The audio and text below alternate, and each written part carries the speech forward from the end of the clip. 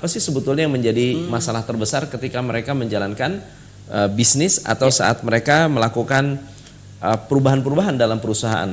Baik. Ternyata masalah terbesar adalah manusia. Oke. Manusia yang susah diatur atau manusia yang tidak mau bekerja sama, Ya. mereka yang sangat susah untuk mengikuti aturan main. Oke. Ini akan sulit sekali untuk membuat perusahaan maju. Oke. Nah, kalau ditanya performance itu bisa dijalankan atas skill apa? Ternyata jago keuangan aja nggak cukup, Ya. jago marketing aja nggak cukup, jago operasional saja tidak cukup kalau kita tidak jago mengelola orang. Langkah pertama yang harus diambil oleh seorang manajer baru adalah mereka harus mengenal siapa timnya mereka. Oke. Kenali. Personal apa lingkungannya? Kenali personal daripada orang-orangnya. Oke. Siapa yang akan saya pimpin? Apakah ada orang-orang yang istilahnya agresif? Ya. Apakah ada orang-orang yang cukup kooperatif? Ya, apakah ada orang-orang yang pasif tapi sebetulnya mendukung? Ada orang-orang yang pasif dan ngomongin di belakang. Oke. Iya, So jadi bersyukurlah kepada teman-teman seorang manajer baru yang memiliki karyawan yang punya kemampuan dan pengalaman. Karena itu adalah sebuah kekuatan, bukan kelemahan. Kekuatan itu yang harus kita manfaatkan untuk membuat perusahaan menjadi luar biasa. Pendekatan Anda lah yang harus dirubah. Langkah yang paling penting yaitu mengenal yang namanya mind, body, heart, and spirit. Jadi mind, pikiran, tubuh, body, hati atau passion, dan juga spirit. Spirit ya. Spirit itu niat besarnya. Artinya nilailah orang-orang positif dari prestasinya, bukan dari aktivitasnya. Oke. Dan berikan kesempatan kepada orang-orang yang belum berprestasi untuk benar-benar berprestasi dengan menambah knowledge, menambah pengetahuan, dan diberikan motivasi yang positif dari Anda.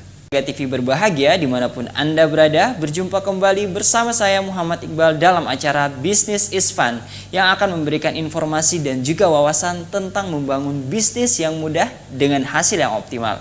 Dan tentunya akan ditemani oleh narasumber saya yang merupakan seorang coach internasional, yaitu telah masuk di salah satu 100 coach menurut e-business coach dan juga telah meraih berbagai penghargaan dan pendiri dari Top Coach Indonesia. Langsung saja kita sambut dengan meriah Coach Tom MC Ifle. Apa kabar? Baik, apa kabar nih, Coach? Luar biasa. Luar biasa ya. Wah, hari ini banyak perubahan ya di Banyak studio perubahan. kita ya. Iya, insya Allah jadi bisa lebih memberikan informasi secara maksimal lagi nih, Coach. Benar. Ya.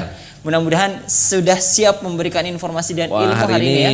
Hari ini seru banget karena kita akan membahas mengenai budaya kerja. Budaya kerja, baik. Saya bacakan dulu nih ya, Coach ya. Silakan. Jadi budaya kerja, membangun budaya kerja untuk tim pemenang ya, Coach. Yes. Baik. Kenapa tim pemenang? Apakah yang biasa saja belum tentu menang atau seperti apa nih, Coach? Ada satu research yang menarik dari Gallup, organisasi Gallup. Dia adalah sebuah organisasi yang meneliti tentang manajemen. Dari 3.477 manajer ada kesulitan yang mereka hadapi. Dan 3.400 manajer ini ditanyakan, apa sih sebetulnya yang menjadi masalah terbesar ketika mereka menjalankan bisnis atau saat mereka melakukan perubahan-perubahan dalam perusahaan. Baik. Ternyata masalah terbesar adalah manusia. Manusia yang susah diatur atau manusia yang tidak mau bekerja sama, mereka yang sangat susah untuk mengikuti aturan main. Ini akan sulit sekali untuk membuat perusahaan maju. Jadi manajer-manajer ini sangat kesulitan, karena mereka direkrut tujuannya untuk apa? Untuk membuat perusahaan lebih sehat. Betul. Tapi ternyata pada saat diberi kesempatan mereka tidak bisa perform. Nah, kalau ditanya performance itu bisa dijalankan atas skill apa? Ternyata jago keuangan aja nggak cukup, Ya. Jago marketing aja nggak cukup, jago operasional saja tidak cukup kalau kita tidak jago mengelola orang. Oke. Jadi poin pentingnya adalah jago mengelola orang. Benar. Ya? Baik. Jadi ini semakin menarik nih. Jadi bagaimana mengelola orang agar bisa menghasilkan, justru dari poin-poin itu sebenarnya bisa menjadi faktor-faktor yang dapat memboosting perusahaan Benar. tersebut ya. Benar. Ada satu research yang cukup menarik. Ya. 88% karyawan yang pemirsa miliki, yang Anda miliki di rumah sana, Ya. mengalami kemunduran semangat karena atasannya tidak bisa mengerti mereka, tidak bisa mengerti apa yang mereka mau. Oke. Jadi 88% kita sebutnya disengage. Disengage itu pokoknya nggak cocok ya gitu. pokoknya saya kerja karena saya digaji lah. Ya. Jadi Masuk jam 8, pulang jam 5. Kalau bisa pulang lebih cepat lebih bagus. oke. Ya, paling enggak saya on time dan tidak perlu ada urusan dengan manajer. 18% karyawan yang mengalami interaksi yang positif dengan manajer Ya. lebih produktif 2,5 kali lipat. 2,5 kali lipat ya. 18%. Yang tadi 18% itu Wow. 2,5 kali lipat, mereka jauh lebih produktif. Nah, yang sisanya mereka hanya datang hanya untuk absen, Oke. Jadi kerja hanya untuk absen dan menyelesaikan pekerjaan yang memang. hanya menghabiskan waktu saja. Oke. Nah, Baik. ada satu hal yang cukup menarik karena banyak manajer yang tidak memiliki kemampuan untuk mengelola karyawan. Iya. 88% senior manager. Ini Senior bukan manajer baru ya. Oke. 88 senior manager itu frustrasi dengan karyawan. Oke. 80% senior manager itu frustrasi. Mereka tidak tahu bagaimana cara ngatur nih orang. Ya, apalagi mereka umurnya sudah cukup tua. Oh, iya. Secara fisik mungkin tidak seperti anak muda lagi. Betul. Kemudian kedatangan anak-anak baru yang ABG. Oke. Ya, baru besar, Aku harus 25 tahun. menyesuaikan juga kadang. Susah sekali Iya. untuk mereka menyesuaikan diri dan akhirnya merasa anak buah saya susah diatur. Itu adalah persepsinya mereka. Persepsinya mereka. Padahal Ya. kalau kita bertemu dengan banyak karyawan yang keluar, yang resign, kalau ditanya ke manajer, kamu kenapa resign? Tanya manajernya ya, kenapa anak buah kamu resign? Manajer akan bilang kenapa? Kenapa? Gajinya kurang, Pak. Oke. Dari Alasannya sisi bilang gajinya ya. kurang, Pak. Mereka resign karena dapat penawaran yang lebih besar. Pertanyaan saya adalah, kalau ditanya ke karyawan, berapa persen yang menjawab gaji? Hanya 12%. Hanya 12% ya. Hanya 12% yang menyatakan bahwa saya resign karena saya dapat penawaran yang lebih tinggi.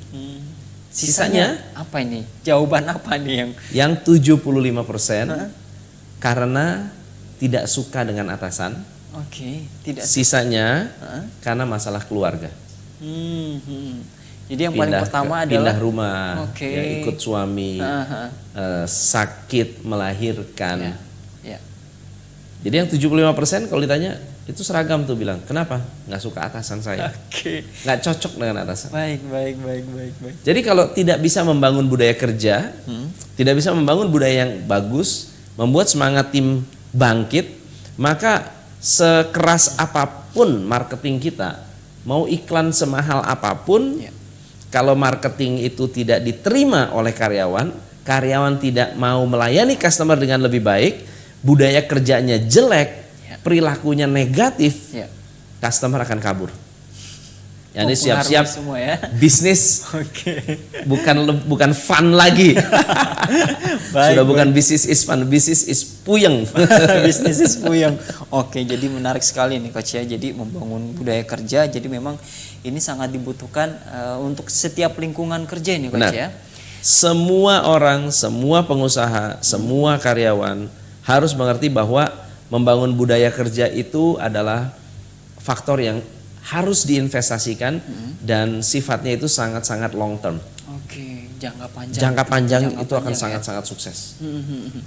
Baik, jadi memang tapi nanti mungkin bisa dijelaskan juga nih Coach ya. Jadi langkah-langkah apa yang mungkin bisa diambil oleh seorang manajer sehingga dia bisa menyesuaikan nih antara dirinya dengan karyawannya dan Benar. lingkungan pekerjaannya gitu ya. Jadi nanti kita akan lihat ya, kalau Anda adalah seorang manajer baru, Iya. apa yang harus Anda lakukan? Betul. Nah, kalau Anda adalah manajer lama, Ya. apa yang harus Anda lakukan? Kalau Anda adalah perusahaan yang baru mulai, Oke. apa yang harus Anda lakukan? Dan kalau Anda adalah perusahaan yang sudah lama, karyawannya sudah cukup banyak Ya. dan senior, apa yang harus Anda lakukan untuk membangun budaya kerja yang dahsyat? Jadi bagaimana cara menyesuaikannya tadi Coach ya? Yes. Baik, jadi ada beberapa situasi yang akan kita bahas nih ya. Jadi sebelumnya, tapi gini Coach, jadi sebelum kita mulai nih, Ya. ada banyak sekali yang memang perusahaan-perusahaan yang terdapat manajer-manajer yang masih kurang ilmu pengetahuan. Nah. Itu seperti apa nih Coach? Iya, ada satu hal yang cukup serius. Mungkin Ya. kalau kita berbicara tentang leadership, Ya. kita bicara leadership, ada 3 faktor yang membuat seorang manajer itu memiliki karisma. Oke, 3 faktor ya. 3 faktor. Faktor pertama adalah manajer itu memang punya pengalaman dan punya keahlian khusus. Oke, pengalaman Dan keahlian khusus. Oke. Ada banyak sekali manajer diangkat karena atasannya suka. Oke. Mas Iqbal ini orangnya baik, Ya. ramah, dekat dengan saya angkat jadi manajer. Ya. Padahal tidak punya keahlian khusus, tidak punya kemampuan yang spesifik yang bisa ditularkan kepada anak buah, dan akhirnya membuat manajer ini kesulitan Ya. dalam membangun karyawan.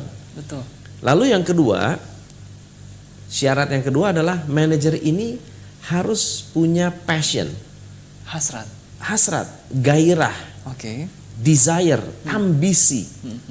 Kalau manajer tidak punya ambisi, dia hanya bekerja atas dasar ya karena saya diangkat lah, karena posisi, Ya. tanggung jawab, ya udah. Tapi dia tidak punya ambisi yang lebih besar lagi, maka karyawan tidak akan melihat ini sebagai manajer yang karismatik.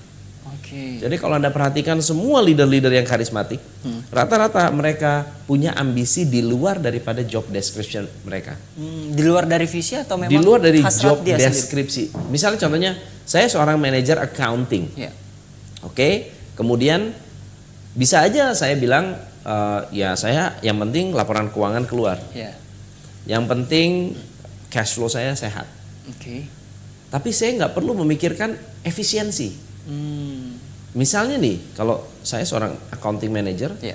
saya bisa punya satu ambisi. Misalnya saya harus punya satu ambisi untuk membuat departemen accounting ini paperless Ya.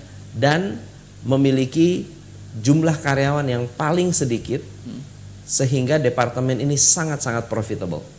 Itu ambisi. Ambisinya ya. Jadi ambisi itu bisa membuat karyawan itu merasa ini orang nih punya visi besar nih. Kalau saya seorang marketing manager, bagaimana saya memiliki departemen marketing yang efektif Ya. dengan awareness yang besar terhadap masyarakat dan kemudian memiliki budget yang sekecil-kecilnya. Dan akhirnya membuat saya punya satu dorongan hasrat yang besar untuk mengejar sesuatu yang lebih hebat.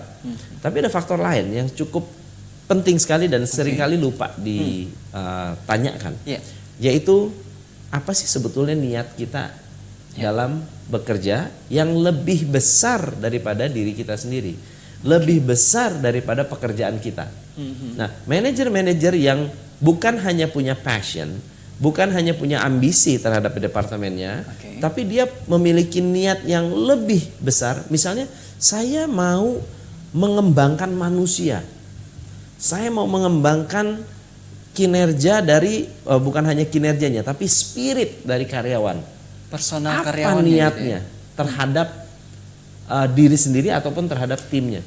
Itu akan membuat tindakan kita sangat-sangat diakui dan dihargai oleh karyawan. Oke. So itu bagian yang sangat penting yang harus dimiliki oleh seorang manajer, sehingga manajer yang punya 3 hal ini, kan pengetahuan khusus, passion dan juga niat yang positif, maka dia akan lebih sukses. Nah, ada manajer yang pengetahuannya biasa-biasa, passionnya nggak kelihatan, Iya. niatnya cari uang. Itu yang akan kelihatan oleh oleh atasan atau bawahan, akan kelihatan sebagai ini oportunis. Nggak usah ngikutin. Kenapa? Karena dia paling cari duit doang. Iya. Dan itu akan terbaca oleh karyawan kita. Oke, gampang dibaca sebenarnya. Gampang dibaca. Oke, baik, semakin menarik pemirsa ya. Jadi kita sudah ulas nih beberapa tips untuk membangun budaya kerja. Jadi bagaimana sih membentuk atau mengetahui manajer yang karisma? Tadi sudah disebutkan 3 kriteria. Ya. Jadi ada pengalaman dan keahlian, passion yang kuat juga, kemudian berangkat dari niat ya. Oke, baik. Masuk kepada situasi-situasi yang memang tadi sudah disebutkan. Jadi bagaimana cara menyesuaikan manajer dengan perusahaan baru, perusahaan lama, atau karyawan baru dan karyawan lama. Baik. Nah, bisa langsung ini. pertama kita bicara soal karyawan manajer baru dulu ya. Manajer baru, baik. Kalau saya seorang manajer baru, kemudian saya punya karyawan yang cukup banyak, lalu kemudian saya harus membangun karyawan baru nih. Ya. Saya udah manajer baru, mau karyawan baru atau mau karyawan lama, berarti kan saya harus melakukan sesuatu ya, satu terobosan. Langkah pertama yang harus diambil oleh seorang manajer baru adalah mereka harus mengenal siapa timnya mereka. Oke. Kenali. Personal apa lingkungannya? Kenali personal daripada orang-orangnya. Oke. Siapa yang akan saya pimpin? Apakah ada orang-orang yang istilahnya agresif? Ya. Apakah ada orang-orang yang cukup kooperatif? Ya, apakah ada orang-orang yang pasif tapi sebetulnya mendukung? Ada orang-orang yang pasif dan ngomongin di belakang. Oke. Jadi 4 orang ini harus kita lihat. Satu adalah orang yang secara aktif mendukung kita. Ya. Kedua adalah orang-orang yang secara aktif melawan kita. Kan pasti ada yang frontal, kontranya ya. Yang berani bicara, Oke. yang berani protes. Ya. Nah, siapa mereka? Lalu yang ketiga, siapa yang secara pasif mendukung kita? Nggak kelihatan, cuma mendukung gitu ya. Pasif tapi mendukung. Nah, ada orang-orang yang pasif tapi sebetulnya mereka sangat-sangat tidak mendukung. Jadi ngomong di belakang. Oke. Nah, setelah kita kenal mereka, kita panggil satu-satu. Ajak ngobrol. Apa sih sebetulnya impian mereka? Ya. Apa sih sebetulnya yang mereka harapkan dari perusahaan? Dan apa niat mereka dalam bekerja? Kita gali tuh. Setelah kita mengerti siapa mereka, apa yang mereka cari, apa yang mereka butuhkan, apa yang mereka harapkan dari sebuah perusahaan, kita bisa membawa mereka untuk melakukan yang namanya alignment. Alignment itu adalah menyelaraskan harapan mereka dengan harapan perusahaan. Misalnya saya pengen naik gaji, Pak. Saya sudah bekerja 10 tahun. Ya. Di accounting terus atau di marketing terus, saya udah mulai jenuh nih, Pak. Nah, itu kita mulai dengar tuh. Ya. Kita mulai ngerti, oke, itu yang kamu mau dan ini yang perusahaan lihat. Lalu yang kedua adalah kita tunjukkan mengapa perusahaan mengambil posisi itu. Mengapa kamu kok tetap 10 tahun nih? Yuk kita cari tahu sama-sama. Oke. Yuk kita gali sama-sama. Ya. Passion kamu apa sih? Prestasi kamu apa sih? Sehingga kita bisa langsung menilai orang ini berprestasi karena punya passion atau orang ini sebetulnya cuma menghabiskan waktu. Nah, dengan kita memahami apa yang mereka butuhkan, apa yang mereka cari, apa yang mereka inginkan, kita bisa mengerti dan bisa memotivasi mereka. Nah, faktor yang kedua yang harus dilakukan oleh seorang manajer adalah menetapkan standar performance. Oke, standar performance masing-masing personal tadi ya. Betul. Jadi kita jelas nih, kalau saya manajer baru saya akan bilang, oke, saya ada di bagian marketing. Goal dari departemen marketing adalah target atau kita harus menemukan jumlah customer baru. Iya. Lalu kemudian kita bisa meningkatkan loyalitas customer dan kita harus menentukan target kita bersama. Berarti setiap orang yang ada di bawah saya harus memiliki target, harus memiliki standar performance. Iya. Berdasarkan apa? berdasarkan pekerjaan utama mereka, Oke. ya, job description yang ada Ya. dan tugas tanggung jawab yang sudah ada. Oke. Nah, setelah kita tentukan bareng-bareng, kita buat ukuran sukses. Oke, jadi Buat ukuran. Oke, kalau saya di bagian media, maka ukuran kesuksesan saya adalah saya harus menerbitkan video setiap hari Rabu. Kalau saya berada di bagian editing artikel, Ya. saya harus keluar artikel setiap 2 hari. Kalau saya ada di bagian let's say networking untuk keluar dan bertemu dengan customer, saya harus mendapatkan minimal 5 appointment per hari. Jadi kita tentukan ukuran-ukuran sukses kita yang bisa kita pantau setiap hari. Nah, dengan kita memahami karakteristik karyawan, dengan kita mengajak mereka diskusi dan berbicara, dengan kita bisa memahami job description mereka dan menentukan ukuran-ukuran sukses, kita bisa mengajak mereka untuk lebih berprestasi. Ini belum membentuk budaya nih. Oke. Ini baru bicara fondasinya. Fondasinya. Tujuannya apa? Supaya kita mudah mengontrol anak buah kita. Karena budaya akan terbentuk kalau berprestasi. Ya, kalau tidak ada prestasi, biasanya budaya negatif. Budaya juga sih, tapi budaya negatif. Oke. Ya, ngegosip, Ya. itu budaya juga. Ya, ngomongin orang, Ya. budaya juga. Baik, Ya, baik. main Facebook atau main sosial media, jualan online di kantor, Ya. itu budaya juga, tapi budaya negatif. Kenapa? Karena tidak ada sistem untuk mengontrol mereka. Jadi faktor pertama yang harus kita bangun adalah faktor untuk mengendalikan karyawan kita. Oke, jadi faktor pengendali karyawan ya. Ya. Oke, jadi udah tadi proses pembangunan fondasi ini pun ada tahapan-tahapan. Ada ya, tahap-tahapannya. Pak, ya. Nah, baik, untuk proses menyelaraskan ini butuh waktu berapa lama nih Coach sebenarnya? Jadi untuk misalkan khususnya manajer baru nih, Ya. itu butuh berapa lama untuk mensinkronisasi Karena mereka kita semuanya? full time, kita harus bisa membuat ini dalam 90 hari pertama. Oke, 3 bulan. 100 hari pertama. 100 hari pertama Ya, ya. 3 bulan pertama dia harus memiliki strategi dan menetapkan hal-hal apa yang harus dilakukan untuk bisa membuat timnya mengerti standar performance ini. Oke. Jadi 100 hari pertama ya. 100 hari pertama. Itu sangat penting. Oke, 100 hari pertama. Tapi misalkan dalam 30 hari atau 100 hari ini ada yang tidak tercapai dalam sebuah salah satu tim gitu, salah satu anggota. Jadi langkah bijak apa yang harus dilakukan seorang manajer nih? Nah, jadi dari kali kita udah ngerti nih ya. Jadi ada karyawan yang akan mendukung kita Ya, betul. banget. Berarti kita pertahankan. Pertahankan, betul. Ada yang pasif-pasif tapi mendukung, kita ngerti. Oh, ini orang emang pendiam. Ya. Ada yang frontal. Nah, yang frontal ini bisa jadi dia tidak berprestasi. Ya. Betul ya? Tapi bisa jadi juga sebetulnya orang ini pintar, cuma salah tempat.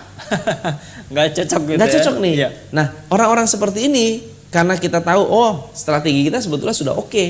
Kenapa? Karena ada yang berprestasi, ada yang sukses, tapi ada yang nggak berprestasi.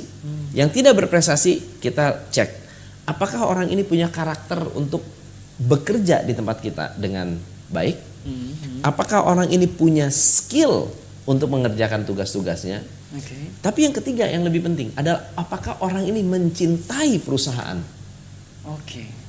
Ya, kalau dia punya karakter, Ya. saya seorang accounting, karakter apa yang saya harus miliki? Saya harus teliti, saya harus detail, saya harus disiplin, saya harus berani menagih, Iya. saya harus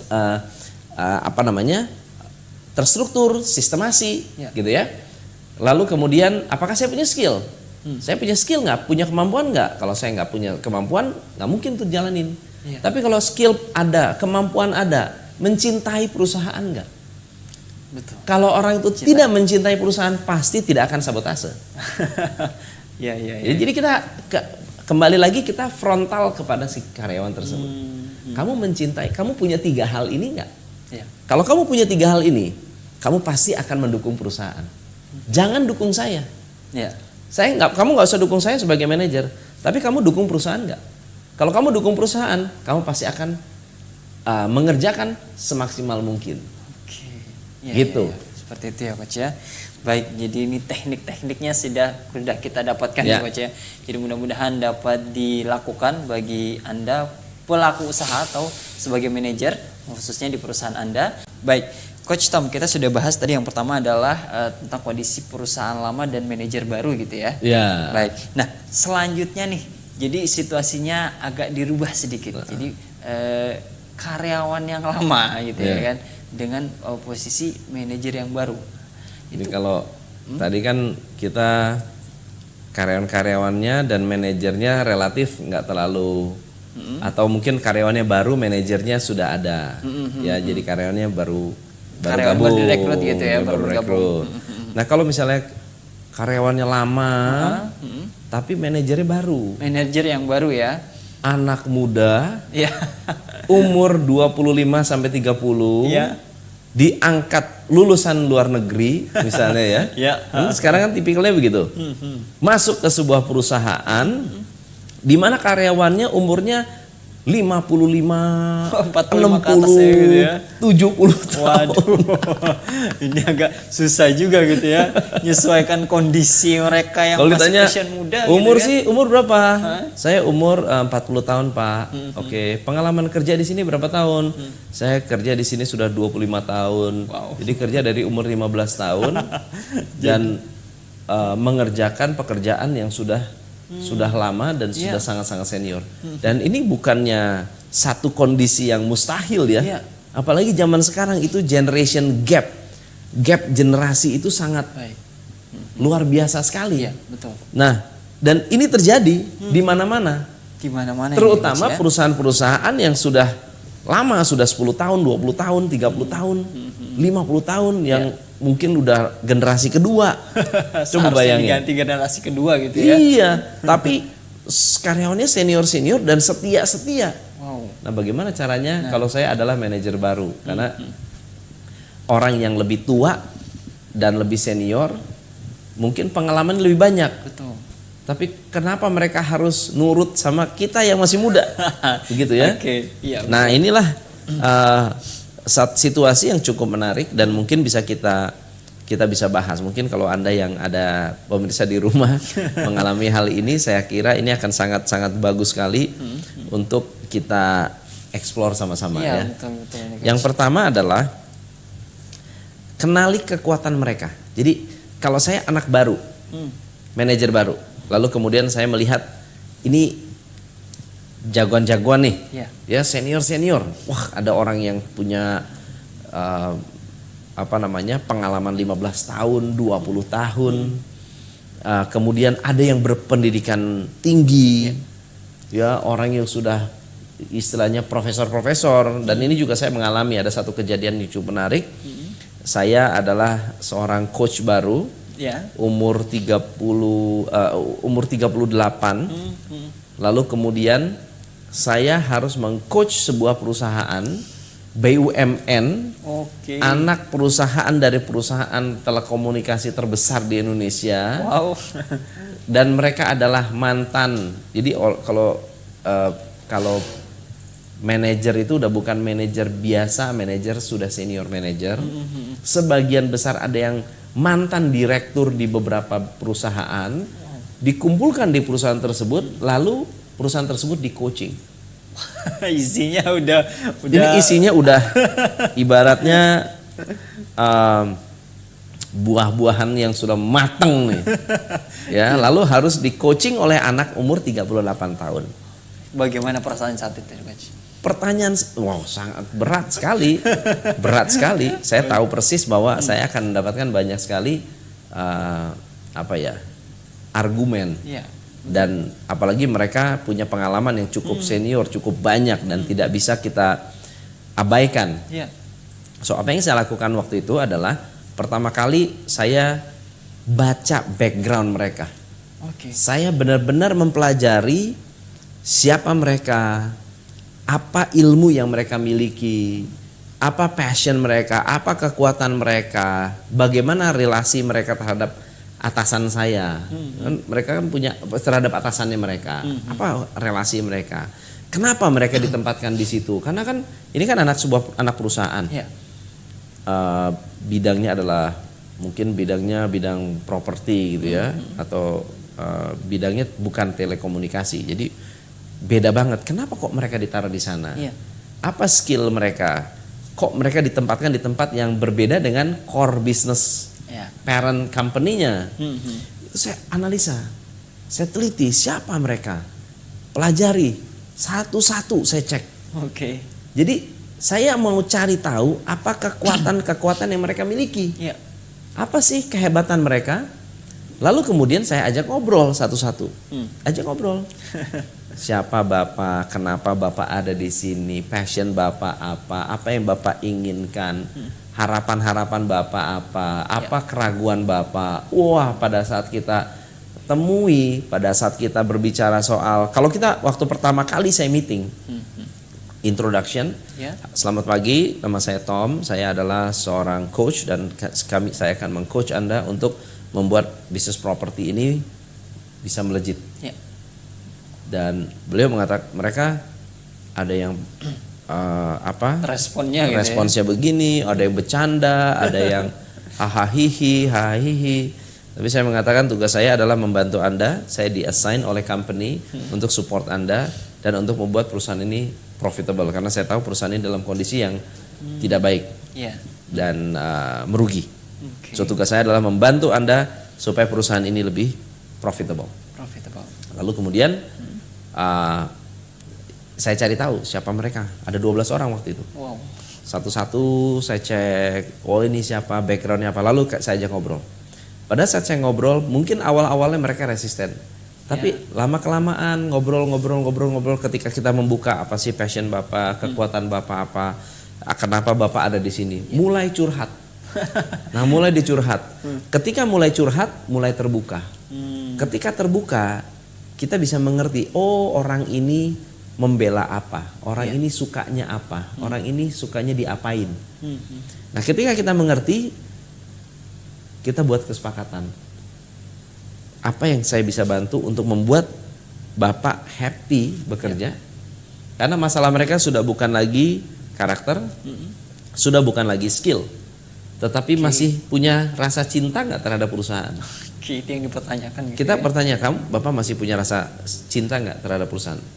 Dia bilang begini, Coach, umur saya ini sudah 54 tahun. 1 tahun lagi saya udah pensiun. Saya mau kerja keras kayak apa sih?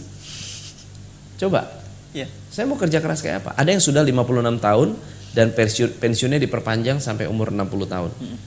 Coach, saya ini udah 56 tahun. Jadi kalau saya resign, saya nggak ada di sini, saya sih basically tinggal tunggu pensiun doang. So jadi pertanyaannya, perusahaan yang karyawannya tunggu pensiun, gimana bisa maju? Gimana bisa maju? Betul. Nah, akhirnya kita kesepakatan dan saya buat transparansi. Jadi langkah kedua adalah kita bicara tentang transparansi. Oke, perusahaan ini bleeding dan Anda ditugaskan untuk menjalankan fungsi Anda sebagai seorang leader, seorang manager, seorang eksekutif. Kita akan melakukan transformasi dalam 1 tahun. Bapak dengan saya, kita istilahnya tinggalkan nama yang harum untuk perusahaan ini. Gimana, setuju nggak? Kita buat transparansi. Saya transparan, saya akan transparan dengan Anda. Ini adalah layout strategi kita dan ini akan kita lakukan. Nah, setelah kita lakukan kesepakatan, ini adalah kondisi perusahaan yang aktual. Lalu yang ketiga adalah saya banyak interaksi dengan personal. Jadi interaksinya tidak bisa interaksi formal, interaksinya interaksi personal. Jadi dekat dengan mereka. Dan apa yang terjadi? Mereka bertumbuh 3 kali lipat. Dalam 1 tahun. Jadi memang penjualan mereka naik 3 kali lipat. Jadi bersyukurlah kepada teman-teman seorang manajer baru yang memiliki karyawan yang punya kemampuan dan pengalaman. Karena itu adalah sebuah kekuatan, bukan kelemahan. Kekuatan itu yang harus kita manfaatkan untuk membuat perusahaan menjadi luar biasa. Pendekatan Anda lah yang harus dirubah. Pendekatan yang harus dirubah ya. Yes. Baik, jadi ini pintar-pintarnya seorang manajer lagi nih Yeah. Coach ya. Tadi posisinya adalah karyawan yang baru, sekarang adalah karyawan yang sudah lama Sudah ya. senior gitu Sudah ya. senior ya. Waduh. Baik. Nah, untuk situasi kali ini adalah gimana cara membangun budaya kerja untuk tim pemenang di perusahaan yang lama, yang manajernya sudah juga lama juga gitu Ya. kan, dan penghasilannya masih stagnan atau masih belum bisa scale up. Ya. Nah, ini gimana gitu? Perusahaan lama, perusahaan baru, ataupun manajer lama, manajer baru membutuhkan 7 langkah untuk membuat Oke. tim pemenang. Jadi role-nya ini ada 7 sebenarnya untuk semua situasi gitu Semua ya. situasi kalau kita rangkum jadi satu, Oke. ada 7 step, 7 langkah. Langkah yang paling penting yaitu mengenal yang namanya mind, body, heart, and spirit. Jadi mind, pikiran, tubuh, body, hati, atau passion, dan juga spirit. Spirit ya. Spirit itu niat besarnya. Jadi orang bisa sukses atau tim bisa sukses kalau secara mind mereka sehat. Oke. Pikirannya Otaknya harus sehat, sehat gitu. ya. pikirannya sehat, Iya. cara berpikirnya sehat, atau memiliki pengetahuan yang sehat untuk membangun sebuah bisnis. Karena orang yang punya pengetahuan Iya. lebih mudah diarahkan daripada yang tidak punya pengetahuan. Oke. Lebih mudah untuk mengerti. Lalu yang kedua adalah body. Body. Mereka harus memiliki alat bantu atau infrastruktur, fasilitas yang bisa mereka manfaatkan. Jadi body ini bukan hanya tubuh kita ya, tetapi meja, Tools gitu termasuk ya. ya betul, tools, hal-hal yang berbau fisik. Iya. Kalau misalnya kita karyawannya bagus, pinter, tapi secara fasilitas mereka tidak diperlengkapi, Tidak didukung ya. tidak didukung, Oke. mereka akan menjadi tim dengan budaya yang jelek. Oke. Budaya kerja mereka pasti akan jelek. Betul. Nah, dan yang ketiga adalah passion. Passion itu apa sih? Mereka memiliki keinginan untuk maju, punya heart and spirit, punya emosi yang kuat, punya energi yang besar. Oke. Ini akan membuat mereka menjadi seorang tim dengan culture yang positif. Tapi ada faktor yang kedua yang harus kita lihat adalah bahwa ketika kita membangun tim, saya punya anak buah kenal saya nggak? Mereka nggak kenal saya, mereka nggak mau dekat dengan saya, mereka nggak akan mau mengikuti instruksi saya. Jadi mereka harus kenal value saya dan apa yang saya bela. Apa yang saya bela. Itu harus dikampanyekan dulu Harus ya. dikampanyekan, harus diinformasikan, dijelasin, diceritain. Ambil satu contoh, Ya. saya ambil satu keputusan, lalu kemudian anak buah saya protes. Pak, saya nggak setuju. Oke, saya akan panggil anak buah itu, lalu saya jelaskan. Di balik keputusan saya ada sesuatu yang saya bela. Ada satu kejadian, Ya. ada karyawan yang mendapatkan bingkisan, ya dapat bingkisan. Lalu kemudian kebetulan bingkisan itu bukan datang dari customer, tapi datang dari supplier. Oke, supplier yang ngasih ya. Dari supplier. Kalau bingkisan datang dari customer itu tanda terima kasih. Karena kita melayani mereka Ya. dengan sangat-sangat baik, lalu mereka kasih oleh-oleh, itu adalah penghargaan, ya, apresiasi. Ya. Tetapi kalau datangnya dari supplier, itu udah ceritanya beda. Oke. Lalu saya mengatakan kepada mereka, Ya. bilang terima kasih kepada supplier tersebut, dan saya mengucapkan bersyukur, terima kasih. Tapi mohon maaf, bingkisannya kita kembalikan. Karena Ya. saya tidak menginginkan ada yang namanya bias in judgment. Oke. Bias dalam mengambil keputusan, apalagi yang mendapatkan itu anak buah saya. Ya. Anak buahnya ya. Anak buah saya kalau ngasih ke saya, Ya. saya kembalikan atau tidak kembalikan, saya mengerti judgementnya. Tapi saya memberi contoh. Ya.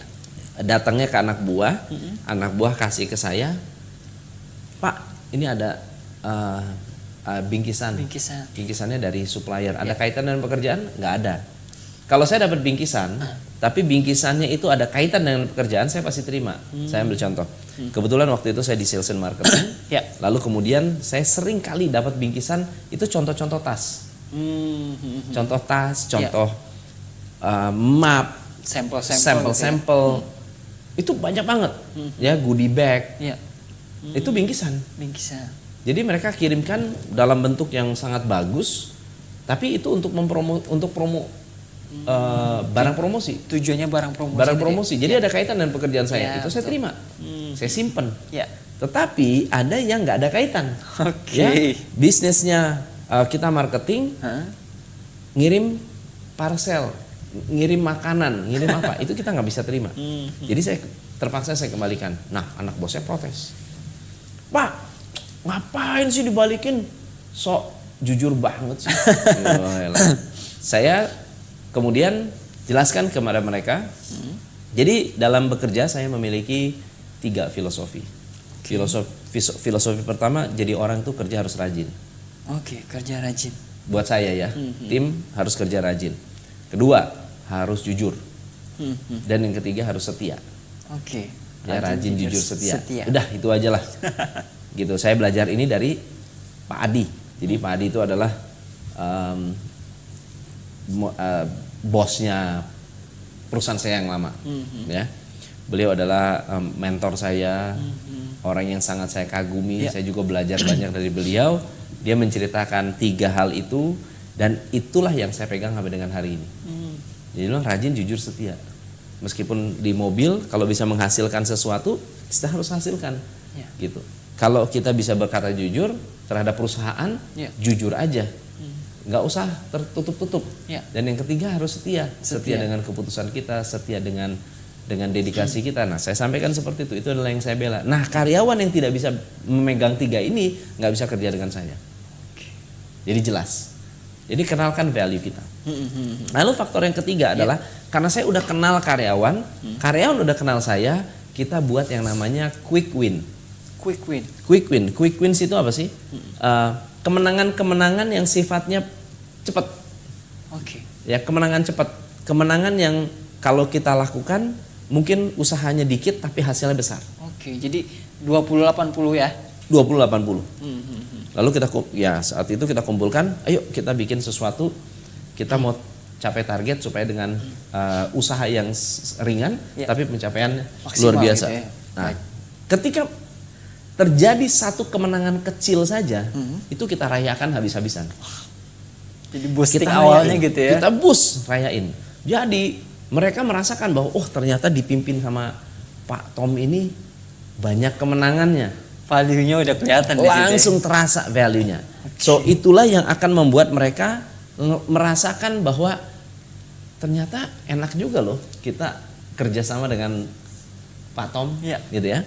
Lalu yang keempat adalah dari quick wins kita ajak mereka untuk mengevaluasi kinerja.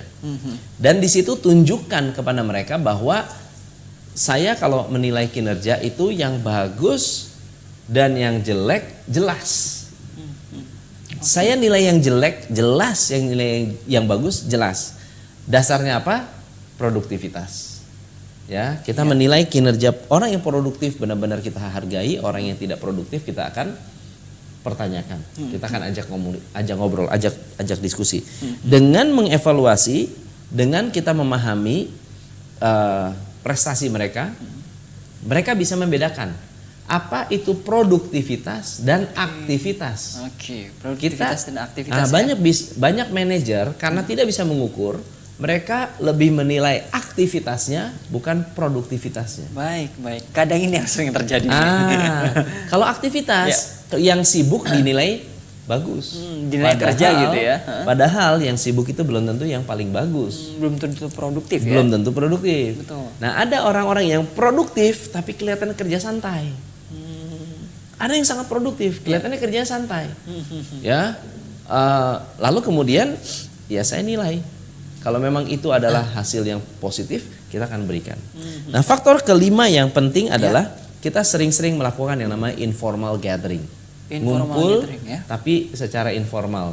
Misalnya contohnya setiap pagi kita ajak mereka kumpul untuk jadi di depan kantor itu ada satu tenda Ya. jual telur setengah mateng Ya, wow. sama kopi gitu. Nikmat banget ya STMJ pagi-pagi, ya. pagi-pagi tuh. Jadi kalau kita kumpul ngobrol ngomongin macam-macam. Cair ya di situ ya. Cair. Baik. Jadi kita coffee morning kita sebutnya. Ini ngopi-ngopi, coffee morning, ngobrol-ngobrol di situ. Betul. Customer kemarin gimana, situasi gimana, nanti mereka cerita Sesi curhatnya sesi di situ curhat ya. di situ. Ngobrol di warung tuh, warung angkringan. Iya. Nah, yang keenam adalah kita diskusikan budaya kerja kita yang ideal yang kayak gimana nih. Enaknya gimana ya? Anda maunya kita mau disiplin, kita maunya bagaimana? Budaya yang enak buat kalian tuh bagaimana? Iya. Nah, mereka buka. Saya maunya gini, Pak. Saya maunya begini, saya maunya begitu. Nah, ketika keterbukaan itu terbentuk, bangun budaya positif. Ini baru kita membuat budaya high performance benar-benar terjadi. Wow. Jadi yang pertama adalah kenal mind, body, heart, and spirit. Kedua, memperkenalkan nilai-nilai Anda sebagai leader. Yang ketiga, mencari quick wins. Ya. Yang keempat, membentuk yang namanya evaluasi kinerja yang objektif. Yang kelima, sering-sering melakukan informal meeting. Kemudian yang keenam adalah ajak mereka berkomunikasi budaya yang positif yang mereka inginkan seperti apa. Dan yang ketujuh adalah mengeksekusi budaya dengan membiasakan hal-hal positif terjadi di dalam perusahaan. Jadi ini 7 langkah yang memang betul-betul step awalnya harus diperhatikan banget Betul, Coach ya. betul. Oke, jadi ini semakin menarik sih sebenarnya ini Coach. Tapi waktu sudah tidak mengizinkan kita untuk melanjutkan lagi ya. Baik, nah saya infokan juga nih, boleh Coach ya. Jadi bagi Anda yang khusus bagi pemula yang baru ingin membangun bisnisnya, Anda bisa mendapatkan free audiobook yaitu 11 virus kegagalan bisnis pemula. Jadi Anda bisa SMS ke 0813 1234 5811 dengan format. Jadi formatnya adalah nama Anda, kemudian spasi perusahaannya, kemudian spasi email, dan Anda bisa kirim, saya ulangi di 0813 1234 5811 ya. Baik. Nah, Coach, sebelum ditutup nih Coach. Ya. Bisa disampaikan kesimpulan dari membangun budaya kerja untuk tim pemenang. Silahkan. Membangun budaya kerja untuk tim pemenang membutuhkan dedikasi, komitmen yang besar dari seorang leader, seorang manajer. Pertama adalah Anda harus mengenal siapa tim Anda. Dan tentunya sebagai manajer Anda harus mengenal siapa diri Anda. Agar pada saat Anda menyampaikan kepada tim Anda bisa confident dan yakin bahwa Anda adalah orang yang tepat untuk memimpin mereka. Lalu yang ketiga adalah bangunlah kebiasaan positif dan bangunlah kinerja positif. Artinya nilailah orang-orang positif dari prestasinya, bukan dari aktivitasnya. Dan berikan kesempatan kepada orang-orang yang belum berprestasi untuk benar-benar berprestasi dengan menambah knowledge, menambah pengetahuan, dan diberikan motivasi yang positif dari Anda. Oke, ya seperti itu Coach ya. Baik, sangat inspiratif sekali nih. Terima kasih banyak atas informasi dan ilmunya hari ini Coach. Dan ini saya informasikan juga, jadi untuk pemirsa yang ingin langsung lihat channel YouTube-nya, mungkin penasaran gitu ya kan, Anda bisa langsung ketik di YouTube-nya, bisa di Tom MC Ifle, huruf besar semua ya, atau huruf besar boleh, Tom MC Ifle langsung channel. dapat ya gitu ya. Nanti Anda klik subscribe, setiap minggu akan mendapatkan video baru dari saya. Oke, update terus ya setiap hari Rabu Anda akan keluar video baru. Setiap Rabu, jadi nantikan terus video update terbaru tentang quotes dan tentang terkait dengan bisnis gitu ya. Tentang bisnis, motivasi, team building, marketing, management, dan seterusnya. Baik, jadi banyak banget ilmunya, insya Allah jadi bisa bermanfaat lagi. Dan juga Facebooknya saya informasikan, jadi @Tom MC Ifle ya. Untuk Facebook dan Instagram Anda juga bisa ikuti di @Tom MC Ifle. Jadi ada YouTube, ada Facebook, ada Instagram. Jadi lengkap informasi, ilmu, dan juga update-update terbaru dari Coach Tom bisa langsung didapatkan. Baik, tidak terasa pemirsa, kita sudah menemani Anda dan berada di penghujung acara ini. Dan saksikan terus Business is Fun masih di hari dan jam yang sama hanya di Niaga TV. Saya Muhammad Iqbal beserta kru yang bertugas mengucapkan terima kasih atas perhatian dan kerjasamanya. Akhir kata, Assalamualaikum warahmatullahi wabarakatuh. Terima kasih. Luar biasa. Luar Thank biasa. you. Yuk.